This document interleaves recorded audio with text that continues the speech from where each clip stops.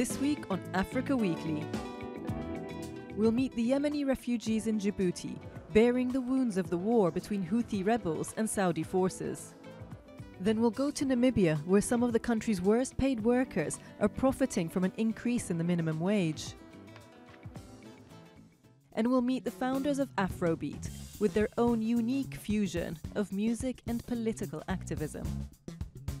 But first, a summary of the stories that made the headlines this week. The military coup in Burundi may have failed, but the conflict is far from over, with at least 2 protesters shot dead and 8 wounded in clashes on Thursday with police. The violence that was sparked by President Nkurunziza's bid for a third term in power has led to more than 110,000 Burundians fleeing to neighbouring countries. In this refugee camp in Tanzania, at least 30 people have died from a cholera outbreak.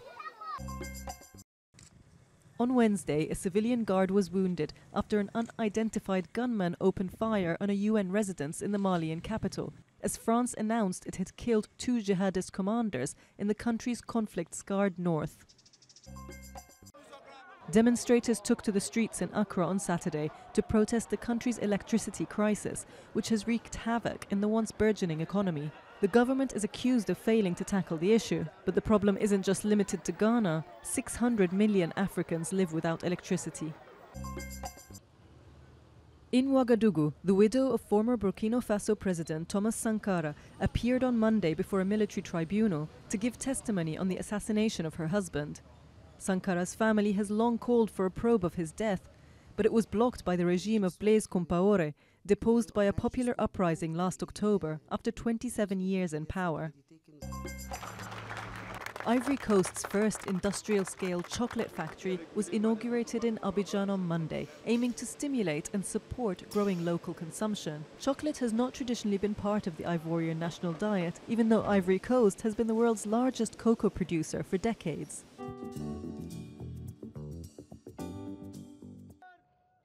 Thousands of Yemenis fleeing the airstrikes that have devastated their country have been seeking refuge in Djibouti, but the tiny nation of over 800,000 people is struggling to accommodate them. 2 weeks ago, 7-year-old Farah became yet another victim of the conflict in Yemen between Saudi and Houthi rebels, which has so far claimed over 800 lives. Shot in the head, a bullet lodged in her brain, she needed urgent medical treatment. To save her life, her mother fled with her across the strip of water, which divides Yemen and Djibouti, to this hospital.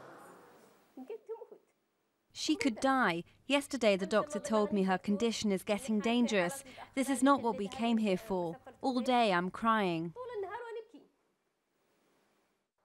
In an unusual and lucky twist, Farah's mother's prayers were answered. Farah has been transferred to France for treatment. But her story is exceptional. Thousands more are badly wounded and desperate for assistance. Hundreds have found refuge in a half-built residential development in the capital, after its owner Ibrahim Luta offered what space he had to newly arrived refugees. Luta also ordered his company boats to rescue those trying to escape the war. We send the boat to Aden and bring the people here under our responsibility. For emergency cases, we give them medicine and send them to the hospital. We give food to them and accommodate them in good places. We arrange everything for them. We make a place here to send them to another country for the people who are sick.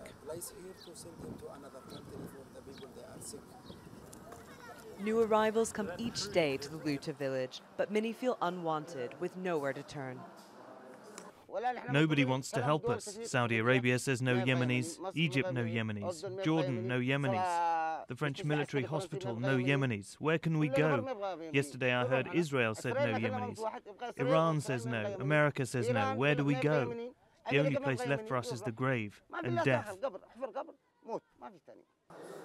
But the situation is likely to get worse. The UN expects more than 15,000 Yemeni refugees to arrive over the next 6 months.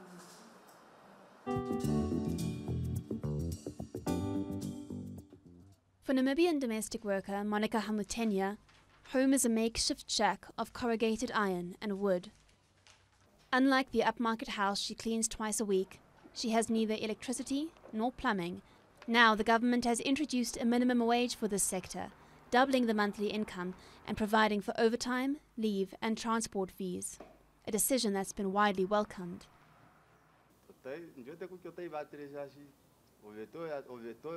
I feel the new law will affect me positively because everyone will follow it. I believe it will be like when you sign up for temporary work on farms.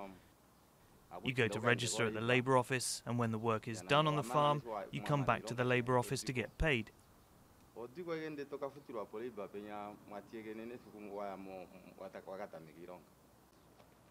There are an estimated 46,000 domestic workers in Namibia, doing everything from gardening to childminding. But they are among the worst paid people in the southern African nation, earning on average less than $50 a month. The new wage should double that, though some lawmakers have opposed the move, saying it's unaffordable and will only aggravate unemployment. But the unions who fought for it say it should have been set even higher. Actual government could have done better with the minimum wage. There should have been more research and consultation done before instituting or whatever this law, the new gazetted law. Some employees have now reduced the wages of the domestic workers. Hamutenya does not work full-time and worries the increase is not enough to change her circumstances. I only work twice a week. That's not enough hours for me to benefit from the new minimum wage. Namibia is the latest southern African country to implement a minimum wage for domestic workers, following its neighbours South Africa, Zimbabwe and Botswana.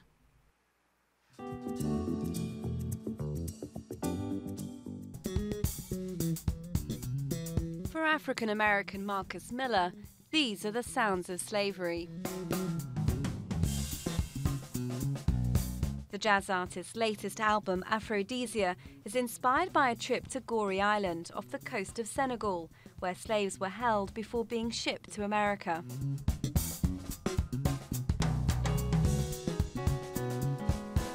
It's different when you actually are standing in this place and the guy is telling you, you see that room? They stacked African men one on top of the other in this room, or that was for the women, that was for the children. It's different when you see the door that leads to the sea, you know, because after a while, after they had taken inventory and checked out these captives, they would send them through that door and put them on this ship. So they called the door of no return. Marcus Miller followed the route taken by the slaves to the Caribbean, Brazil and the United States, meeting musicians at every stop.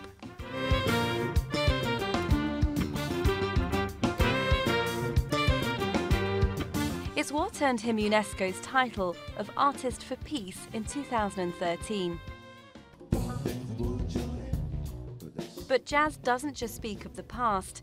74-year-old Nigerian Tony Allen is one of the creators of Afrobeat, a combination of African music, funk and jazz. His latest song laments the migrant crisis in the Mediterranean, asking Africans to think twice about taking the dangerous boat ride to Europe.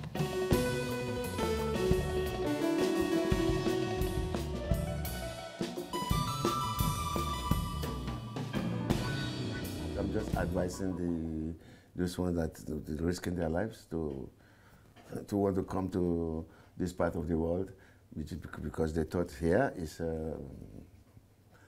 a golden carpet. It's here, you know. For them, that's their dream. You know, it's their dream, but which I know that is completely zero.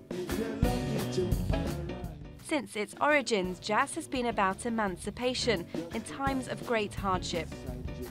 Today, that hardship has changed, but the refrain remains the same.